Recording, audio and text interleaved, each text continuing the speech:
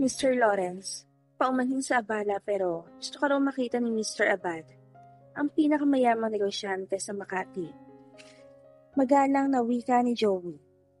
Halos manigas sa kanyang kinatatayuan si Katarina nang lumingon si Sus, habang si Edmund naman ay napaawang ang bibig.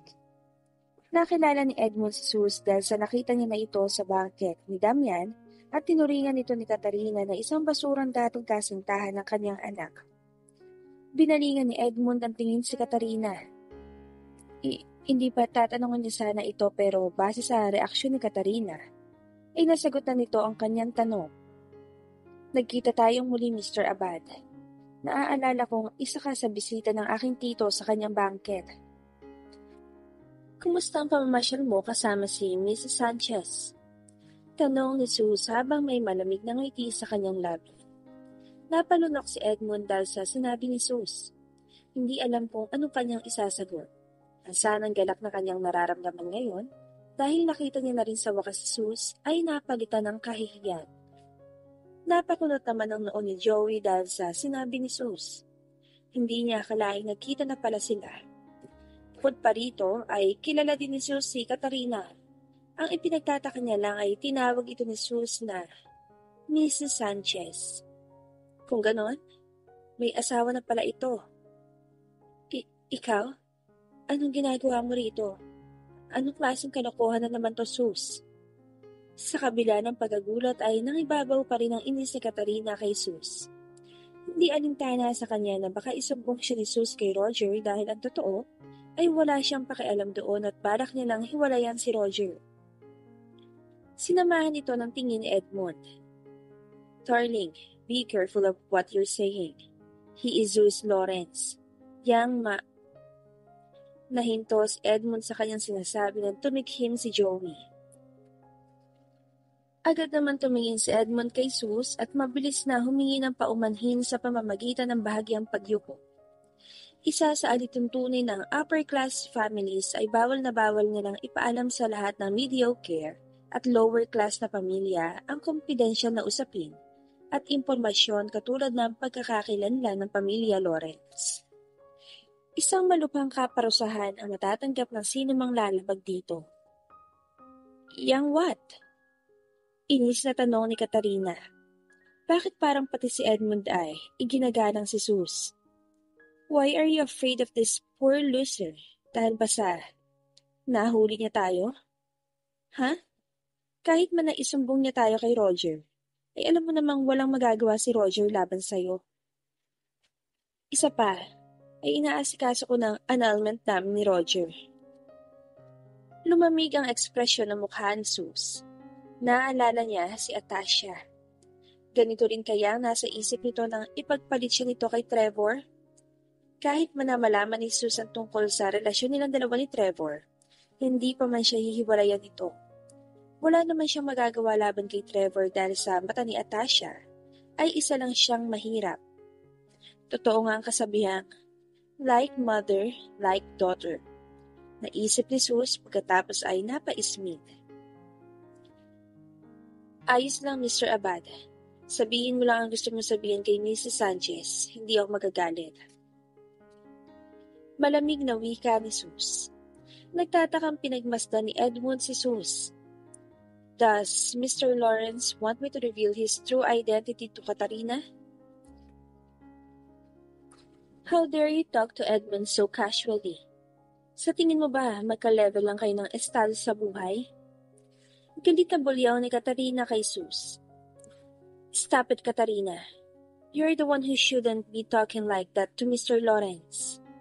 You're not even worthy of talking to him. Pasinghalding sambit ni Edmund kay Katarina. Magkakahalong gulat, pagtataka at takot ang naramdaman ni Katarina sa ginawang iyon ni Edmund. Hindi niya lubos maunawaan ang inaasal nito ngayon. Bakit maging si Edmund ay nirerespeto na rin si Sus? Sino ang pamilya Lawrence na sinasabi nila? Kabilang ba talaga si Sus sa pamilyang yon? Ang lalaking ito na minamaliit mo ay walang iba kundi ang nangungunang kandidatong tagapagmana ng pamilya Lawrence, ang pinakamayamang pamilya sa buong bansa.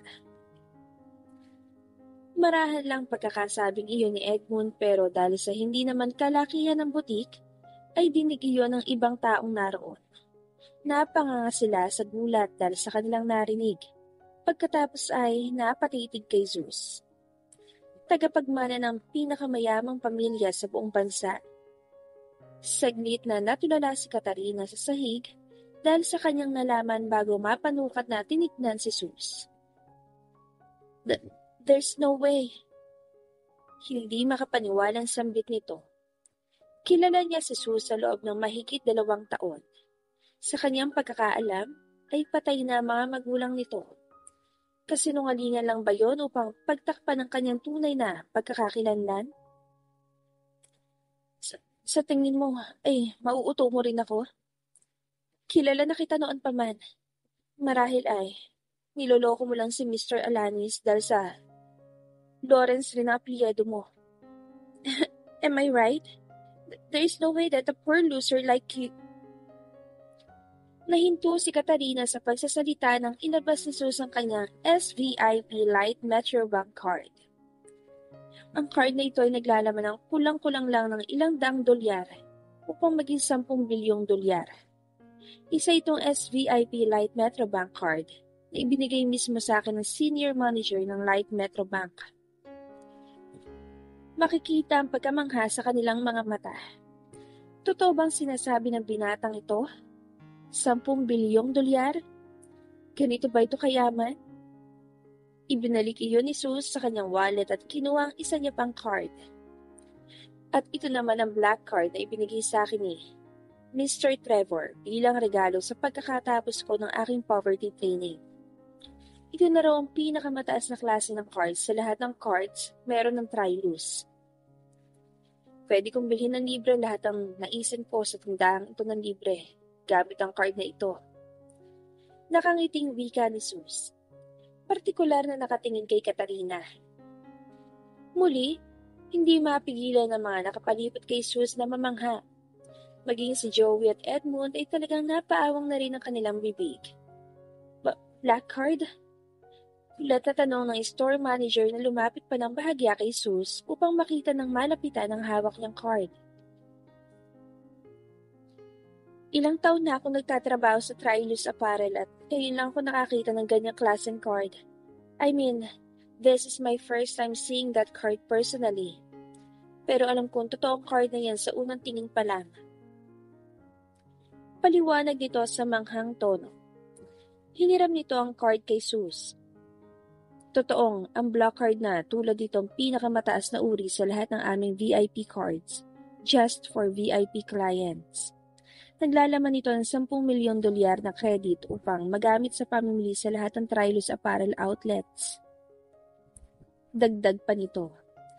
Hindi may paliwanag kung gaano kamangha mga taong nandun.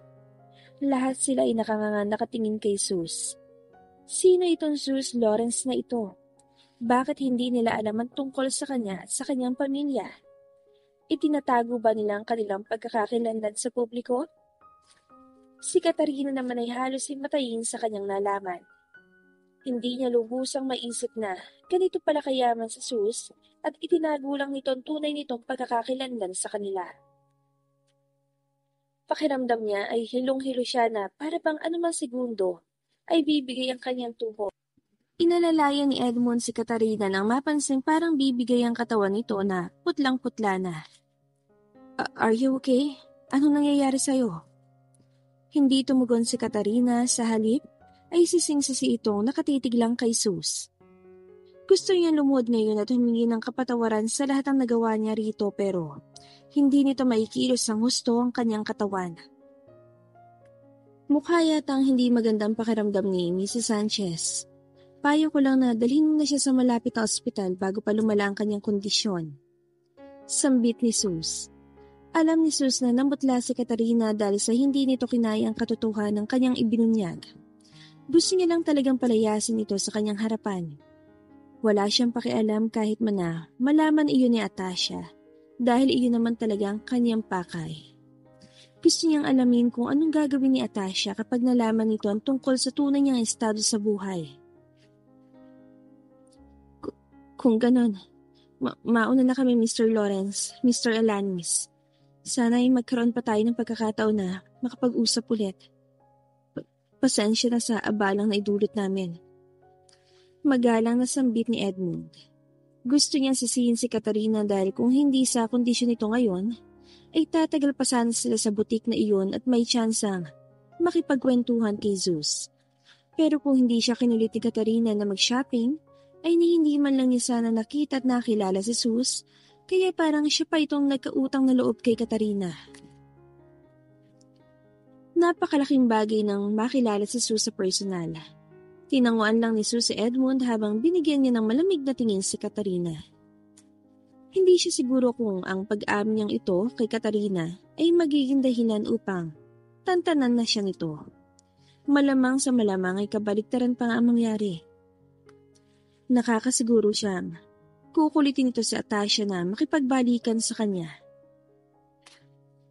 Pagkaalis ni Katarina at Edmund ay pinalibutan sa Zeus ng ibang customer pati na mga sales personnel. Gusto nilang magpa-picture kasama si Zeus. Sino ba naman ang hindi datakmain ng pagkakataong yun? Hindi man nila kilala si Zeus ay para sa kanila, sikat si Zeus. Sinubukan silang itaboy ni Joey pero daig pa nila ang mga reporter kung magpumilit. Inaasahan na ni Zeus ang ganitong komosyon kaya kanina pa lang ay nakaisip na siya ng dapat niyang gawin. Salamat Mr. Alanis sa pagpapahiram mo sa akin ito. Siguro naman ay sasagutin ako ng anak ni Mrs. Sanchez kapag nalaman niyang isa akong mayaman kahit na kunwari lang. Nakatawang wika ni Zeus habang kumakamot sa ulo at iniaabot kay Joey ang SVIP card at black card. Natigilan ang lahat ng nakapalibot sa kanya. Anong ibig sabihin ni Zeus na kunwari lang? Nagpanggap lang ba siyang mayaman upang sagutin ang kanyang nililigawan? Hindi totoo lahat ng kanyang sinabi sa kanilang harapan? Hindi rin sa kanya ang dalawang card na hawak niya ngayon? Mabilis namang nasakyan ni Joey ang pagpapanggap ni Zeus. You're welcome, Mr. Lawrence. Sana ay sagutin ka na ng nililigawan mo. Nakangiting wika nito pagkatapos ay inabot ang mga card. Maingat na inilagay niya iyon sa kanyang wallet. Hindi niya gugustuhin magasgasan ng mga ito. Nalaglag ang balikat ng mga nakapalibot sa kanila at makikita ang pagkadismaya sa kanilang mukha. This guy is so shameless. Talagang nagawa niya magpanggap na mayaman para lang magyabang sa nanay ng kanyang nililigawan? What a loser. Kapag nakita ko ulit ang aling yun, isasabihin ko sa kanya kasinungalingan na lalaking to. Anong tingin niya sa aming mga babae? Mabilis mabulig sa salapi? Kanya-kanya sila ng panunumbat sa kanilang isip pero wala silang lakas ng loob upang sabihin iyon kay Zeus. Kasama pa rin ito ni Joey na siyang tunay na may-ari ng SVIP card at black card.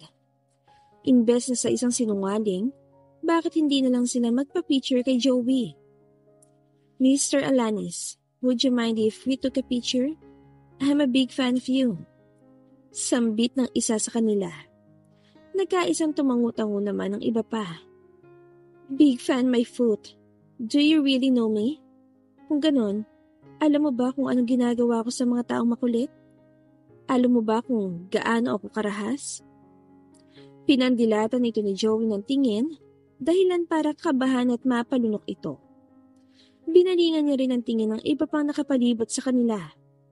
All of you, get lost. Hindi niyo ba nakikitang busy kami? Don't even think about telling this to other people. Natatandaan kong bawat pagmumukha niyo. Pananakot nito. Mabilis na nagsialisan ng mga customer na nandun at tanging siya, si Zeus at mga sales personnel ang natira. Huwag kayong mag-alala. Babayaran ko ang dapat sanang kikitain niyo sa kanila. Nakangiting wika ni Joey sa store manager. Naiiling na natatawa na lang si Zeus sa ginawang iyon ni Joey. Matapos ang ilang oras na pamimili, ay dumiretso sila ni Joey ng Laurenci Restaurant upang doon mananghalian. Tulad nung nakaraang pumunta si Zeus rito, ay sa exclusive lounge ulit sila kumain. Pero sa pagkakataong ito, ay kasama niya si Joey. Siya nga pala, Mr. Lawrence. Bakit ayaw mong gamitin ang perang ibinigay sa akin ni Dad? Baka magtaka siya kung bakit hindi man lang natin nagastos ang perang dapat sanang pambili ng mga gamit mo. Usi-isa ni Joey. Itago mo na lang yan. Ipapaalam ko rin sa kanyang tunay kung pagkakakilan ng balang araw. Saka mo na lang ibalik yan sa kanya. Hindi sa ayaw yun gamitin ni Sus. Hindi lang siya sanay na gumamit ang pera ng iba, lalo pat sa sarili niyang pangangailangan gagamitin. Intensyon din naman ni Sus mamili ng gamit kaya mas gugustuhin niya ang pera niya ang kanyang gamitin. Sa puntong yun, nag-vibrate ang cellphone ni Sus. Nakatanggap siya ng mensahe mula kay Dominic. Anong oras ka makakapunta rito kina Jacob? Nandito na rin si Tony. Ikaw na lang ang hinihintay namin. Saglit na napataas ang kilay ni Sus. Oo nga pala, kaarawan pala ngayon ni Jacob. Muntik na niyang makalimutan. Mabilis na tinapos ni Sus ang kanyang pagkain. Gamitin mo na lang ang card ko, Mr. Alanis, upang bayaran ng mga ito. 122502 pa rin ang password.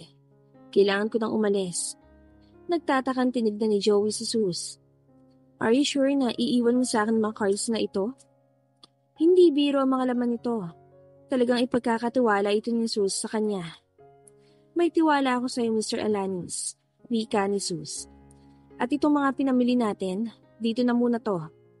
Ipapakuha ko na lang to sa personal kong tagabantay na si Zachary. Hindi maaring dalhin ni Sus sa mga gamit na ito pabalik sa dormitoryo. Siguradong pagkakaguluhan siya ng mga estudyante roon.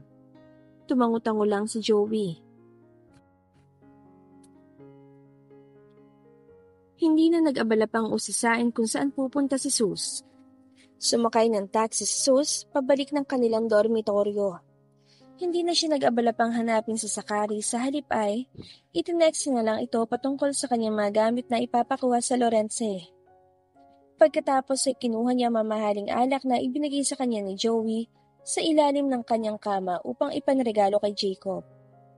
Balutin ko pa ba ito? Tanong ni Sus sa kanyang sarili.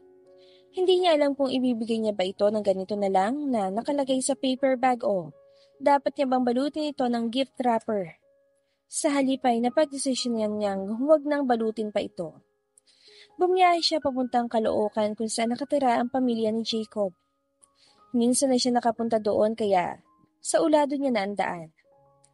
Pasado 12:00 na ng tanghali nang makarating doon si Sus. Hindi man gaano kayaman ang pamilya Rodriguez, ay may kalakihan na rin ang kanilang bahay. Sa gilid ay makikita ang malaking swimming pool at may mga taong kasalukuyang naliligo na doon. Maririnig din ang malakas na tugtog na nagmumula sa loob ng bahay ni na Jacob.